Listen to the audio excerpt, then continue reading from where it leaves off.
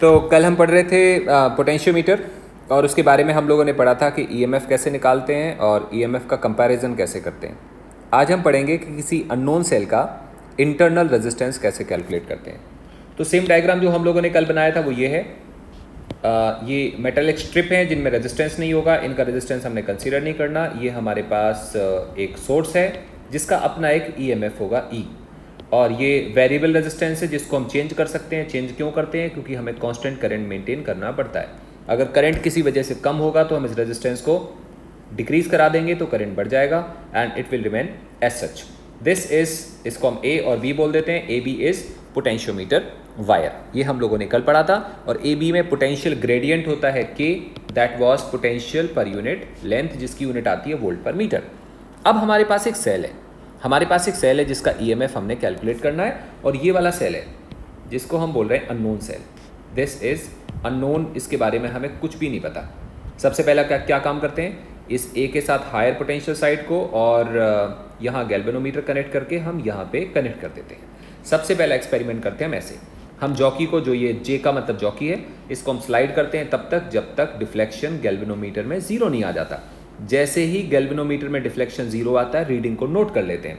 मान लो वो रीडिंग आती है L1 डिस्टेंस पे। कितने पे? L1 पे।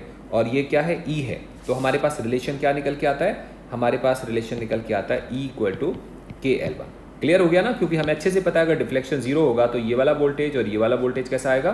सेम आएगा। ये वोल्टेज कितना होगा? KL1, और ये कितना होगा? E। Both are same, so E equal to KL1। We have got idea. खत्म हो गया। उसके बाद हम क्या करते हैं? अगला एक्सपेरिमेंट करते हैं इसी वाले केस में। एक चीज ध्यान रखना, इस सेल में इंटरनल रेजिस्टेंस होगा, ये तो क्लियर है। और पोटेंशियोमीटर एक्सपेरिमेंट है इस बात पे बेस्ड कि गैल्वेनोमीटर में जब डिफ्लेक्शन जीरो हो जाएगा तो हम रीडिंग मेजर कर लेंगे। बट एक प्रॉब्लम है, जब गैल्वेनोमीटर में डिफ्लेक्शन जीरो होगा तो वायर में करंट जीरो आ जाएगा, और वायर में करंट जीरो आएगा तो इंटरनल रेजिस्टेंस होने के बाद भी उसके अक्रॉस कोई भी पोटेंशियल ड्रॉप IR जो होता है ना, वो नहीं होगा। अगर पोटेंशियल ड्रॉप नहीं होगा तो इंटरनल रेजिस्टेंस होने के बाद भी वो रिवील नहीं होगा, मतलब दिखाई नहीं देगा। अगर वो दिखाई नहीं देगा तो हम क्या मेजर कर पाएंगे? E इक्वल टू KL1, ये तो कर पाएंगे लेकिन इंटरनल रेजिस्टेंस निकाल नहीं पाएंगे। उसके लिए हम क्या करते हैं? हम दोबारा एक्सपेरिमेंट को परफॉर्म करते हैं। ये फर्स्ट डायग्राम हो गया, हम ऐसे बनाएंगे। जब एग्जाम में कभी आपने लिखना होगा तो फर्स्ट डायग्राम ऐसे बनाओगे, सेकंड डायग्राम आपको दोबारा दिखाना पड़ेगा। सेकंड डायग्राम तुम कैसे दिखाओगे? फिर से तुम बोलोगे सर ये सोर्स सेल है, ये अगेन रियोस्टेट, ये एमीटर। बिल्कुल सेम डायग्राम बनाएंगे लेकिन इस बार हम हल्का सा चेंज कर देंगे। यहाँ ये हमारा अरेंजमेंट है और इसके बीच में हमने पोटेंशियोमीटर वायर जोड़ दिया। ये सारा कुछ सेम है। अब जिस सेल को हमने यूज़ करना है ना ऐसे, अब उसमें हम शो करेंगे कि इसमें इंटरनल रेजिस्टेंस होता है। अगेन हम क्या कर रहे हैं? गैल्वेनोमीटर को कनेक्ट करेंगे, यहाँ पे जॉकी जे होगी, लेकिन इसके साथ में हम एक रेजिस्टेंस बॉक्स को लगा देते हैं पैरेलल में। रेजिस्टेंस बॉक्स को पैरेलल में लगा दिया और हम, ये E है ऑब्वियस सी बात है, और ये R है, और ये रेजिस्टेंस बॉक्स लगा दिया। ये एक्सपेरिमेंट 1 था, अब हम इसको निकालने के लिए एक्सपेरिमेंट 2 कर रहे हैं। अभी क्या करेंगे? दोबारा जॉकी को स्लाइड कराते रहेंगे। जब जॉकी को स्लाइड कराते कराते जब डिफ्लेक्शन गैल्वेनोमीटर में जीरो आएगा, जिस टाइम गैल्वेनोमीटर में डिफ्लेक्शन जीरो आएगा हम उस टाइम पे रुक जाएंगे। तो galvanometer gives zero deflection, jockey को हमने यहाँ रोक दिया और ये वाली डिस्टेंस मान लेते हैं कि L2 के इक्वल है। अब तुम क्या बोलोगे? तुम बोलोगे सर देखो यहाँ पे डिफ्लेक्शन तो जीरो हो गया, सो इस वायर में तो करंट नहीं है, यहाँ से यहाँ तक भी करंट नहीं होगा, क्योंकि हम अच्छे से जानते हैं अगर यहाँ से करंट आता तो यहाँ से निकलता। इसका मतलब यहाँ पे करंट नहीं है तो यहाँ पे नहीं है, लेकिन इंटरनल सर्किट में करंट है। इंटरनल सर्किट का क्या मतलब हुआ? इंटरनल सर्किट का मतलब हुआ यहाँ पे करंट फ्लो करेगा, यहाँ पे ऐसे करंट फ्लो कर रहा होगा। क्लियर हो गया? तो जब यहाँ पे करंट फ्लो करेगा तो मान लेते हैं वो करंट होगा कुछ स्मॉल i के बराबर। तो अब इसके और इसके अक्रॉस, या बोल सकते हैं सेल के अक्रॉस, जो पोटेंशियल होगा वो EMF के बराबर नहीं होगा, बट किसके बराबर होगा? वोल्टेज के बराबर होगा। आपको बात समझ में आ रही है? तो हम मान सकते हैं कि अगर internal circuit has current equal to I, अगर इंटरनल सर्किट में करंट I होगा तो जो पोटेंशियल डिफरेंस होगा across cell, potential difference across cell, वो इक्वल टू आएगा V। अब E नहीं आएगा, कितना आएगा? V आएगा। फिर हम अच्छे से जानते हैं इसके अक्रॉस पोटेंशियल आएगा V, और वो इसके पोटेंशियल के इक्वल होगा, और इसका पोटेंशियल कितना होगा? K into L2। सो हमारे पास रिलेशन क्या बन जाएगा? रिलेशन बनेगा K इंटू L2, ये हमारे पास इक्वेशन था 1, we have got this equation as 2। एक और चीज़ हम जानते हैं, वो क्या जानते हैं कि यहाँ का पोटेंशियल और यहाँ का पोटेंशियल सेम होगा, तो सेल के अक्रॉस पोटेंशियल डिफरेंस आएगा V, that is E minus I R, है ना। हम लोगों ने क्या लिखा है, small I R. And same potential आएगा वो रेजिस्टेंस बॉक्स में जो रेजिस्टेंस है उसके अक्रॉस, और वो क्या आएगा, R इंटू आई। यहाँ से हम कैलकुलेट कर लेते हैं I की value, and that equal to E upon R plus R। ये हमारे पास I कैलकुलेट हो जाता है। तो V की वैल्यू हम या तो यहाँ से निकाल सकते हैं या हम यहाँ से निकाल सकते हैं। सेकंड वाले से निकालेंगे तो V क्या आएगा, R इंटू आई, और वो आएगा E upon R plus R। Clear हो गया। और अभी अभी हमने प्रीवियस केस में क्या देखा था, V किसके बराबर आ रहा है, V आ रहा है इक्वल टू KL2। क्लियर है। सो हम यहाँ पे कैलकुलेट करते हैं, V की वैल्यू को लिखते हैं क्या, KL2। So this is KL2 is equal to ER upon R plus R। इसको हम बोल देते हैं इक्वेशन 3। अब हम बात करते हैं इक्वेशन 1 एंड 3 की बात करते हैं। 1 कौन सा इक्वेशन था, देखो ध्यान से, 1 ये था।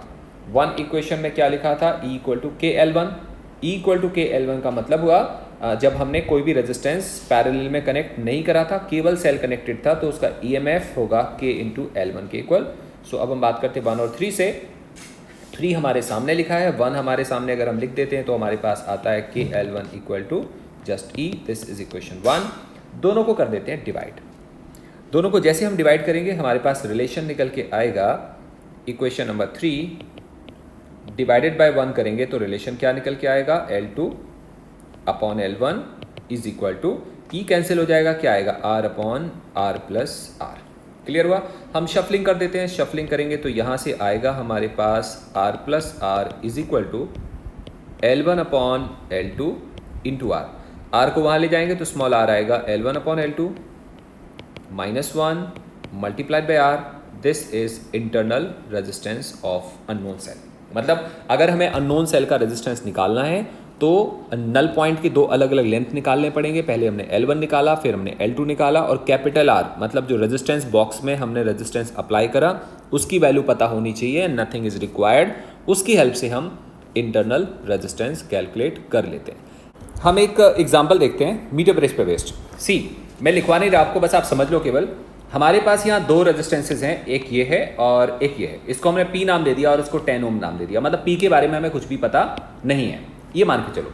और कोई हमसे ये बोलता है कि जब हम जब P और 10 ओम कनेक्टेड हैं तो जो न्यूट्रल पॉइंट है, नल पॉइंट है, मतलब पहले वाले केस में, in first case null point is at distance 50 centimetre. मतलब समझ गए आप, ये मीटर ब्रिज है और इसमें जो नल पॉइंट है वो कितना दूर मिलता है हमें, यहाँ से 50 सेंटीमीटर दूर मिलता है। ऐसा हमें किसी ने बता दिया। फिर किसी ने क्या बोला कि अननोन रेजिस्टेंस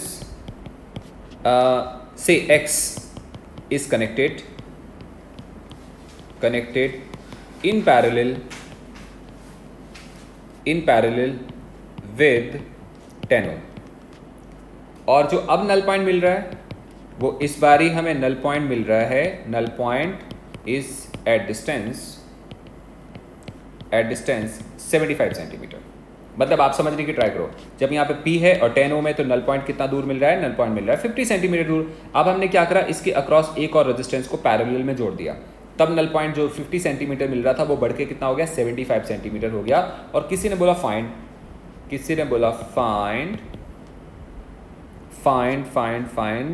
अननोन रेजिस्टेंस। हमें वो फाइंड करना है कि उसकी वैल्यू कितने के इक्वल आएगी। So this the question mark that we have to find. करें क्या अब हम इसको स्टार्ट करते हैं। कैसे, अगर ये L होगा तो ये कितना आएगा, 1 माइनस L आएगा। और व्हीटस्टोन ब्रिज के हिसाब से हम जानते हैं P divided by 10 is equal to क्या लिखने वाले हम लोग, L divided by 1 minus L। मतलब ये रेजिस्टेंस अपॉन ये रेजिस्टेंस इक्वल टू ये रेजिस्टेंस अपॉन ये रेजिस्टेंस। बहुत अच्छी बात है, बहुत क्लियर हो गया। We have got one relation. Second relation के हिसाब से हमने क्या करा, हमने इसके अक्रॉस एक X रेजिस्टेंस, हम X मान लेते हैं ना, X रेजिस्टेंस को हमने इसके पैरेलल में जोड़ दिया। अगर हम X को इसके पैरेलल में कनेक्ट करेंगे यहाँ पे कहीं, तो इक्विवेलेंट रेजिस्टेंस आएगा 10X अपॉन 10 प्लस X। तो अब हमारे पास 2 रेजिस्टेंस हो जाएंगे, एक ये और एक ये। और अब की बारी जो लेंथ आएगी वो डिफरेंट आएगी। एक काम करते हैं, इसको हम फिर L1 बोल देते हैं। दूसरी बार जो लेंथ आएगी वो L2 आएगी। तो हमारे पास रिलेशन आएगा P डिवाइडेड बाय क्या लिखेंगे हम 10x अपॉन 10 प्लस x, ये वैल्यू आएगी और ये इक्वल टू कितने के इक्वल आएगा L2 divided by 1 minus L2। I hope इतना क्लियर है। अच्छा ऐसा करते हैं, हम इसको भी सॉल्व करते हैं। यहाँ पे लिखते हैं P upon 10 is equal to L1 कितना था 50 डिवाइडेड बाय 1 माइनस। अच्छा एक और चीज़, अगर हम यहाँ पे 50 लिख रहे हैं तो हम सेंटीमीटर में ले रहे हैं लेंथ, अगर ये सेंटीमीटर में लेंगे तो हमें क्या करना चाहिए, इसको भी सेंटीमीटर में, तो ये भी फिर सेंटीमीटर में होगा। अगर हम ऐसा करेंगे तो फिर वी शुड राइट इट 1 की जगह क्या लिखना चाहिए, हमें 100 लिखना चाहिए। तो रिलेशन क्या आएगा, नीचे डिनोमिनेटर में रिलेशन आएगा 50 divided by 100 minus 50 and that becomes what 1। यहाँ से P कितना निकल के आ गया 10 निकल के आ गया। चलो बहुत अच्छी बात है। अच्छा इधर भी देखो L2 कितना बोला हम लोगों ने 75, 1 माइनस 1 नहीं लिखेंगे, अब हम क्या लिखेंगे 100 माइनस 75 कितना आएगा 25 और ये आ जाएगा 3 के इक्वल। इसको शफल करेंगे तो वैल्यू क्या आएगी P मल्टीप्लाइड बाय ऊपर आएगा 10 प्लस एक्स, नीचे आएगा 10x। क्लियर हो गया। And that equal to what 3। अब हम यहाँ से वैल्यू निकाल सकते हैं। वैल्यू हम क्या लिखेंगे, दिस P को कितना बोल रहे हैं हम लोग, P 10 आ रहा है, यहाँ से देखो P 10 के इक्वल है, ये भी 10 के इक्वल है, ये भी 10 के इक्वल है, तो क्या होगा ये आपस में कट जाएंगे, ये तो कैंसिल हो गए। क्लियर है। और हमारे पास रिलेशन क्या आ गया 10 plus x equal to 3x और यहाँ से x की वैल्यू कितनी आ जाती है 5 ओम के इक्वल। क्लियर हो गया। क्योंकि ये वाला x हम राइट में ले जाएंगे तो कितना बन जाएगा 2x और यहाँ पे 10 लिखा है, तो 10 इक्वल टू 2x, सो x equal to 5 ohm. So this is the method to calculate unknown resistance. So metre bridge को हम अलग अलग तरीके से यूज़ कर सकते हैं। कभी हम क्या कर रहे हैं, कभी हम एक अननोन है एक नोन है, कभी वाइस वर्सा है, कभी हम किसी के पैरेलल में लगा सकते हैं, किसी के सीरीज़ में लगा सकते हैं और उसके हिसाब से अलग अलग वैल्यूज़ को हम कैलकुलेट कर लेते हैं। अगला क्वेश्चन देखें, ये पोटेंशियोमीटर का क्वेश्चन है। इस वाले एग्जाम्पल में हम लोग देखते हैं, मैं आपको एक्सप्लेन ज़्यादा करता हूँ, पूरा लिखवाता नहीं, बड़ा सा क्वेश्चन है। ये हमारे पास एक सोर्स सेल है और इसके साथ हमने लगा दिया एक रेजिस्टेंस। ये वायर है जिसको हम बोलते हैं पोटेंशियोमीटर वायर और उसका रेजिस्टेंस है 15 ओम के बराबर। और इस पोटेंशियोमीटर वायर की लेंथ है कितना 600 सेंटीमीटर के बराबर। यहाँ पे एक सेल कनेक्टेड है जिसका EMF है E/2 के इक्वल और ये एक रेजिस्टेंस है जो इसका खुद का इंटरनल मान सकते हैं, कि इंटरनल मान सकते हैं या हम ऐसे मान सकते हैं इसके साथ में एक वायर का रेजिस्टेंस कनेक्टेड है। क्लियर हो गया। मैं आपको दोबारा समझाता हूँ। दिस इज पोटेंशियोमीटर, इसका EMF E है, यहाँ पे रेजिस्टेंस R कनेक्टेड है, इस वायर का रेजिस्टेंस 15R है, ये E/2 है, ये R है, ये गैल्वेनोमीटर है और यहाँ पे कनेक्टेड है जॉकी और ये A और B है। और इस वायर का जो पोटेंशियोमीटर वायर है इसका लेंथ हमें गिवन है कितना 600 सेंटीमीटर के इक्वल। बहुत सही है, बहुत अच्छी बात है। ये हमारा क्वेश्चन के बारे में सारा कुछ है। उसके बाद हमसे बोला जाता है find the null point distance from A, मतलब A से बताओ नल पॉइंट कितना दूर होगा। A से हमने नल पॉइंट की डिस्टेंस कैलकुलेट करनी कि कितने के इक्वल होगा। नल पॉइंट जब आएगा तो हम एक चीज़ अच्छे से जानते हैं, जब नल पॉइंट आएगा उस टाइम पे गैल्वेनोमीटर में डिफ्लेक्शन 0 होगा, तो यहाँ पे कोई भी करंट नहीं होगा। करंट नहीं होगा तो IR की कोई वैल्यू नहीं आएगी। अगर IR की वैल्यू नहीं आएगी तो इस पूरे वायर का पोटेंशियल कितने के इक्वल आएगा E/2 के इक्वल आएगा। तो यहाँ पोटेंशियल भी कितने के इक्वल आएगा E/2 के इक्वल आएगा। बट ये पोटेंशियल निकालने के लिए हमें क्या निकालना होता है, याद है आपको, हमें L निकालना पड़ता था और साथ में K चाहिए होता था। तो K निकालने के लिए हम कैसा करते हैं, तो हम सबसे पहले सोल्यूशन करते हैं, K निकालने की ट्राई करते हैं। तो हम यहाँ लिखते हैं for potential gradient, for potential gradient, जिसको हम क्या बोलते थे K बोलते थे। अब हम किसकी कैलकुलेशन कर रहे हैं, K निकालने की कैलकुलेशन कर रहे हैं। कैसे करेंगे, तुम बोलोगे सर देखो इस वाले सेल में से करंट चलेगा I, यहाँ पे कितना आएगा I, सेम करंट ना ऐसे जाएगा। उसका कारण है क्योंकि जब नल पॉइंट हो रहा है, लेट्स से जब ये न्यूट्रल पॉइंट आएगा इसमें तो कोई करंट होगा नहीं, तो इस वायर में कोई भी करंट नहीं होगा, तो सारा करंट कहाँ से जाएगा, वहाँ से निकल के ऐसे ऐसे जा रहा होगा। क्लियर है। हम सबसे पहले बात करते हैं I कितना आएगा। तो आप बोलोगे सर I इक्वल टू आएगा E divided by 15R plus R, that is E upon 16R। ऐसा क्यों बोला हम लोगों ने, ऐसा इसलिए बोला क्योंकि इस वाले जो दूसरी वाली साइड है इसका तो कोई यूज़ हो नहीं रहा। यूज़ किसका हो रहा है, इस पूरे साइड का यूज़ हो रहा है। टोटल रेजिस्टेंस होगा 15R प्लस R और E से डिवाइड करेंगे तो हमारे पास वैल्यू कैलकुलेट हो जाएगी I equal to E upon 16R। चलो डन हो गया। अच्छा K क्या चीज़ होता है, पहले हम निकालेंगे इसको A और B बोला है ना, सबसे पहले हम निकालते हैं क्या, हम निकालते हैं VAB और VAB क्या चीज़ होगा IR के बराबर होगा। And I is what E upon 16R और AB का रेजिस्टेंस कितना है, वो है equal to 15R। So we have got value E into 15 divided by 16। ये क्या चीज़ आ गया ये वी ए बी आ गया। आई थिंक आपको क्लियर है, बहुत अच्छी बात है। उसके बाद अब हम क्या करेंगे, वी ए बी आ गया तो अब हमें के निकालना है। के कैसे निकाल पाएंगे, के इक्वल टू आएगा V A B divided by length, और वी ए बी कितना आ रहा है, ई इंटू 15 डिवाइडेड बाय 16 और डिवाइडेड बाय 600। ये हम सेंटीमीटर में ले रहे हैं। इसकी यूनिट क्या आएगी, इसकी यूनिट आएगी वोल्ट पर सेंटीमीटर, क्योंकि ये वाली लेंथ जो हमने ली है ना ये सेंटीमीटर में ली है। सो के निकल गया। किसका के निकला, के निकला है इस वाले पोटेंशियोमीटर वायर का, इसका। डन हो गया। उसके बाद से just a minute, we had cell, ऐसे कुछ, राइट। अब के निकल गया तो उसने पहले वाले पॉइंट में बोला है find the null point, find the null point. तो तुम बोलोगे सर नल पॉइंट सपोज करो यहाँ से एल डिस्टेंस पे लाई करेगा, मतलब हम मान लेते हैं कि कुछ एल डिस्टेंस पे लाई करेगा, तो हम लाइन लिखेंगे। लाइन क्या लिखेंगे फर्स्ट पॉइंट की, if null point is at distance L from A, then VAJ का मतलब कहाँ से कहाँ तक की बात करें, यहाँ से लेके यहाँ तक की बात करें, इस वाले की बात करें, then VAJ is equal to क्या आएगा बेटा, K मल्टीप्लाइड बाय L।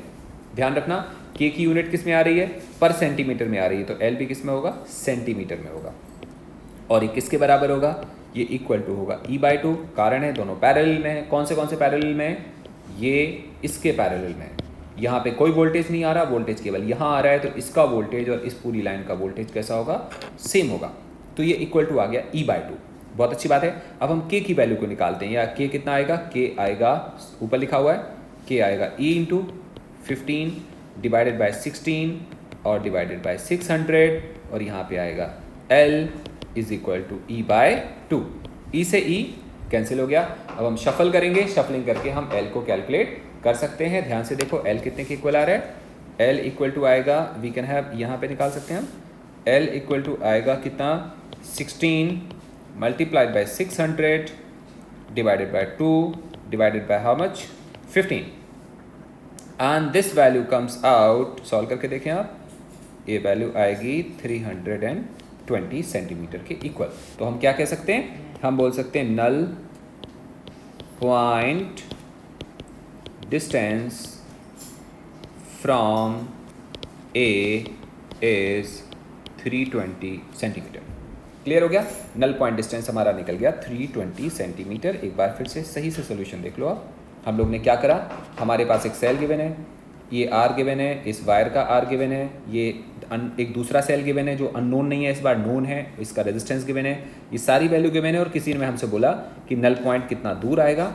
सबसे पहले हमने के निकाला, के निकालने के बाद इस वाले लेंथ से मल्टीप्लाई करा, तो ये के इंटू एल जो ये होगा वो इसके इक्वल आएगा, और हमने वहाँ से वैल्यू कैलकुलेट कर ली। पहला पार्ट खत्म हो गया। दूसरे पार्ट में देखो क्या पूछा उसने पूछा if the jockey touches at distance 560 centimetre then find current in galvanometer. देखो ऑब्वियस सी बात है, अगर ये 320 होता, 320 सेंटीमीटर होता, तो इसमें गैल्वेनोमीटर में कोई डिफ्लेक्शन नहीं आना था। लेकिन अगर ये 320 से ज़्यादा हो जाएगा, अगर ये 320 से ज़्यादा होगा तो यहाँ पे पोटेंशियल बढ़ जाएगा, यहाँ पोटेंशियल कम हो जाएगा। तो अब हम बात करते हैं दोबारा सेकेंड पॉइंट की।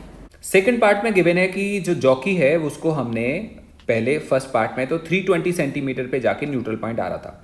सेकेंड पार्ट में हमसे क्या बोला जा रहा है कि जॉकी को हमने स्लाइड कर दिया। कब तक स्लाइड करा, जॉकी यहाँ चले गई और हमने स्लाइड कर दिया 560 सेंटीमीटर दूर तक, मतलब जॉकी यहाँ पहुँच गई।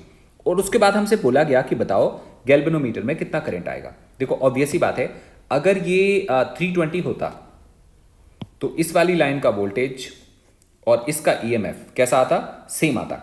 अगर दोनों का सेम होता तो हम क्या बोल रहे होते, न्यूट्रल पॉइंट आ गया। लेकिन अब हमने इस लेंथ को बड़ा कर दिया। अगर इस लेंथ को बड़ा करेंगे तो इस पोटेंशियोमीटर वायर में जो वोल्टेज आता है वो के एल के इक्वल आता है। के तो कांस्टेंट है, लेकिन एल को हमने क्या कर दिया, ज़्यादा कर दिया। एल को ज़्यादा करेंगे तो इस वाली लाइन का वोल्टेज कैसा हो गया, ज़्यादा हो गया। इसको हम बोलते हैं ए, इसको बोलते हैं जे। अगर ऐसा हो गया तो मैं डायग्राम अलग से बनाता हूँ और हमें क्या दिखाई देगा, हमें दिखेगा कि जो ऊपर वाली लाइन है उसका वोल्टेज ज़्यादा हो गया तो हम उसको ऐसे शो कर देते हैं, ऐसे, ये ए है और ये जे है। जो ए जे लाइन है उसका इधर वाला ए साइड पॉजिटिव होगा और बी साइड, जे साइड नेगेटिव होगा, तो हमने ऐसे शो कर दिया। ए जे में कोई सेल नहीं लगा बट उसका पोटेंशियल डिफरेंस डेवलप हो रहा है, तो हमने ऐसे दिखा दिया। और ये कितने के इक्वल होगा, के एल के इक्वल होगा। और एक किसके साथ पैरेलल में कनेक्टेड है, E/2, और साथ साथ में क्या चीज़ है, ये है, और इधर गैल्वेनोमीटर है, मैं मान लेते हैं ये E/2 है। अगर ये वाली लेंथ 320 होती तो ये वोल्टेज और ये वोल्टेज सेम आता, गैल्वेनोमीटर में जीरो डिफ्लेक्शन होता, बट ये लेंथ बढ़ गई तो ये वोल्टेज ज़्यादा हो जाएगा, ये ज़्यादा होगा तो ये इस पर डोमिनेट कर जाएगा, और डोमिनेट करेगा तो करंट पता कहाँ फ्लो होगा, करंट ऐसे फ्लो होगा। आप मेरी बात समझ पा रहे हैं, ये ऐसे लगेगा जैसे, ऐसा फील होगा जैसे ये वाला सेल डोमिनेट करके करंट को इधर को फ्लो करा रहा है। अगर ऐसा कुछ होगा तो हम क्या बोलेंगे, ये वाला वोल्टेज और ये वाला वोल्टेज कैसा आएगा, सेम आएगा। इस वाले केस में सेल की चार्जिंग हो रही, याद है ना आपको, डिस्चार्जिंग में करंट उल्टे डायरेक्शन में फ्लो होता था, ये एक हिसाब से चार्जिंग जैसा फील हो रहा है। तो अभी हम क्या कह सकते हैं, अभी हम बोल सकते हैं कि जो KL आएगा ना, KL वो कितना आएगा, E/2 प्लस IR के इक्वल आएगा, क्योंकि हमें क्लियर है जो इसमें करंट आएगा ना वो I के इक्वल अगर हम मान लेते हैं, या I' मान लेते हैं, क्योंकि I हमने पहले वाले को भी लिया है, हम I' मान लेते हैं, तो यहाँ पे रेजिस्टेंस है R के इक्वल, तो ये वोल्टेज कितना है, I'/R। सो अभी हम कह सकते हैं this voltage equal to this voltage, ये वोल्टेज होगा KL के इक्वल, तो ये वोल्टेज कितना होगा, E/2 प्लस IR के इक्वल। बहुत अच्छी बात है।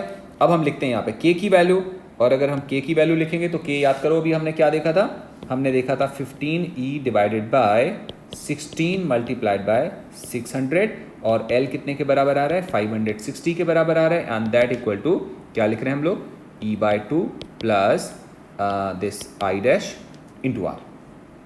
क्लियर हो गया। और अगर हम इसको वो करें, शफल करेंगे, तो हमारे पास I' की वैल्यू निकल के आ रही है, आप सोल्यूशन चेक कर लो, that would be equal to 3E divided by 8R। हमें E और R नहीं गिवन है, इसलिए आंसर किसके टर्म्स में आएगा, E और R के टर्म्स में आएगा। इस टॉपिक का हम एक और क्वेश्चन करते हैं। मैं इसमें लिखवा नहीं रहा, मैंने डायग्राम बनाया हुआ है। सपोज करो ये हमारे पास सोर्स सेल है जिसका EMF E के बराबर है, और मैंने यहाँ पे एमीटर और रियोस्टेट कुछ नहीं दिखाया, बस ऐसे केवल सोर्स दिखा दिया। यहाँ से करंट चलेगा, यहाँ पे आएगा, ये पोटेंशियोमीटर वायर है, ये पोटेंशियोमीटर वायर है, और नीचे एक अरेंजमेंट लगा हुआ है। उस अरेंजमेंट में हमारे पास एक और सेल दिखाया हुआ है E', यहाँ पे 10 ओम है, यहाँ पे X है, और यहाँ पे दो कीज़ लगी हैं, ये 1 है और ये की 2 है, फिर गैल्वेनोमीटर है। ये अलग अलग पोजीशन दिखाई हुई है कि कभी गैल्वेनोमीटर को हम यहाँ जोड़ सकते हैं, कभी यहाँ जोड़ सकते हैं, ये अरेंजमेंट है। आपको क्लियर हो गया। सोर्स सेल ये है, पोटेंशियोमीटर वायर इज दिस, और ये अलग से रेजिस्टेंसेस कनेक्टेड हैं, ये अलग से बैटरी कनेक्टेड है, ये कुछ डिफरेंट अरेंजमेंट है।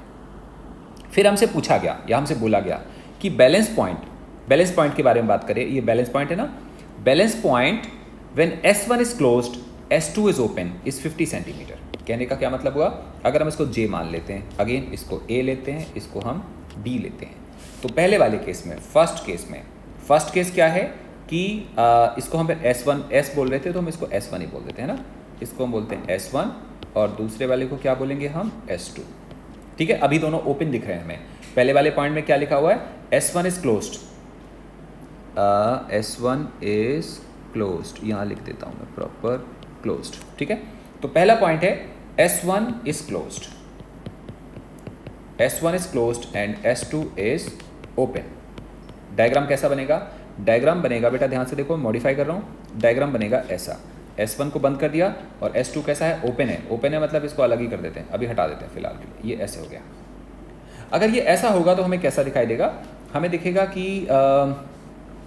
यहाँ से चलेगा करंट, इसके अक्रॉस आएगा एक पोटेंशियल डिफरेंस, और इसका अपना होगा एक K, समझ आता है ना, इसका अपना एक K होगा।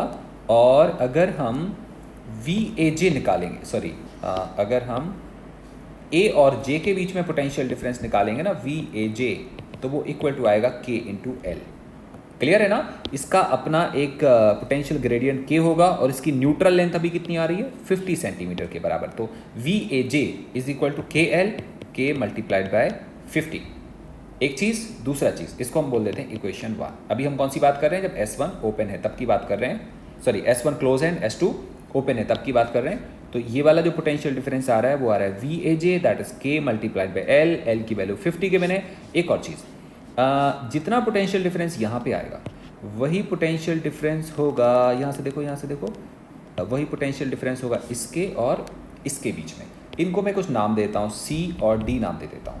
तो हम क्या कह सकते हैं, VAJ equal to this, and VAJ जो आएगा वो VCD के इक्वल होगा, एंड दैट इक्वल टू, अच्छा एक और चीज़ है, इसमें करंट कितना चल रहा होगा, I', और वो I' कितना करंट आएगा, अगर इसमें आई डैश करंट चलेगा तो यहाँ से आई डैश जाएगा, तो वी सी डी कितना आएगा, आई डैश मल्टीप्लाइड बाय 10, क्योंकि हमें मालूम है हमें पूरा रेजिस्टेंस कंसीडर नहीं करना, कौन सा करना है, केवल ये वाला करना है। इसका रेजिस्टेंस कितना है, 10 के बराबर है, तो इसके अक्रॉस पोटेंशियल डिफरेंस आएगा कितना, I dash multiplied by 10, and that is equal to, now what is I dash, सवाल ये होता है आई डैश क्या चीज़ होगा, आई डैश होगा जो इसकी वजह से होगा। तो एक्चुअली क्या है कि यहाँ पे नल पॉइंट आ गया, नल पॉइंट का मतलब गैल्वेनोमीटर में कोई करंट नहीं जा रहा, इस वाले लाइन में कोई भी करंट नहीं होगा, इसका मतलब जितना करंट यहाँ से एंटर करेगा सेम करंट यहाँ से जाएगा ना, सेम करंट यहाँ से जाएगा। ऑल्दो हम इसको कंसीडर नहीं कर रहे हैं, लेकिन करंट तो फिर भी यहाँ से जा रहा है ना, पूरे में ऐसे जा रहा है। तो आई डैश की वैल्यू कितनी आएगी, E dash divided by 10 plus x, because both are in series ना, ये दोनों सीरीज में है, तो और मल्टीप्लाइड बाय क्या होगा, multiplied by 10।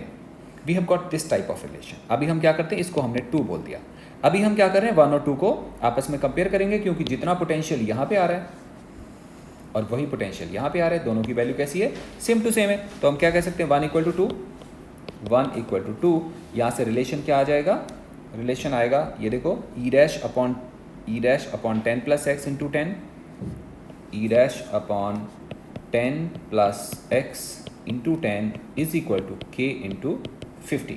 We have got this kind of relation, perfect. इसको हम बोल देते हैं इक्वेशन ए। चलो आगे चलते हैं। दूसरे वाले केस में हमसे क्या बोला जा रहा है, दूसरे वाले केस में बोला जा रहा है कि when S2 is closed end S1 is open. ध्यान से देखना, मैं इसी में चेंज कर रहा हूँ, इसी में चेंजेस कर रहा हूँ। S2 is open and S2 is closed end S1 is open. S2 is closed, S2 कहाँ पे था, S2 था यहाँ पे, और S2 को हमने, S2 यहाँ पे था ना, S2 को हमने क्या कर दिया, क्लोज कर दिया, और S1 को हमने क्या कर दिया, ओपन कर दिया। यहाँ से ओपन हो गया, ओपन होने का मतलब ये वाला सर्किट काम अब नहीं करेगा। कौन सा सर्किट काम करेगा, ये वाला करेगा। बात समझ में आती है। अभी क्या होगा, अब की बारी जो लेंथ आएगी वो कितनी आएगी, न्यूट्रल लेंथ कितनी आ रही है, 60 के बराबर। अगर 60 आ रही है तो J यहाँ तो नहीं होगा, J यहाँ चला जाएगा, बट फिर भी हम उसको बोलेंगे तो J ना। तो अब दूसरे वाले केस में हम क्या कह सकते हैं कि अब हम बोल सकते हैं S2, second point, S2 is close but S1 is open. तो VAJ दोबारा कितना लिखेंगे हम, K इंटू L2 बोल देते हैं, that is K multiplied by how much, 60। ठीक है।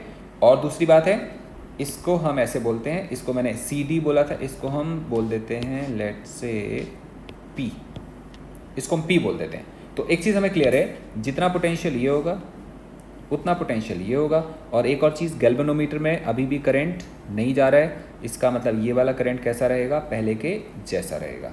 लेकिन अब की बारी C और P के बीच का पोटेंशियल कितना आएगा, I dash into 10 plus x. तो अब हम क्या लिखेंगे इस दूसरे वाले केस में, अब हम लिखेंगे कि VCP is equal to I dash multiplied by 10 plus x, and I dash की वैल्यू तो सेम आएगी कितना, E dash divided by 10 plus x multiplied by 10 plus x. ये कितने के इक्वल आ रहा है, ये एक्चुअली E डैश के इक्वल आ रहा है, और वैसे भी हमें ये दिख रहा है कि ये E डैश के इक्वल ही आएगा। क्यों आएगा, देखो मैं आपको दिखाता हूँ।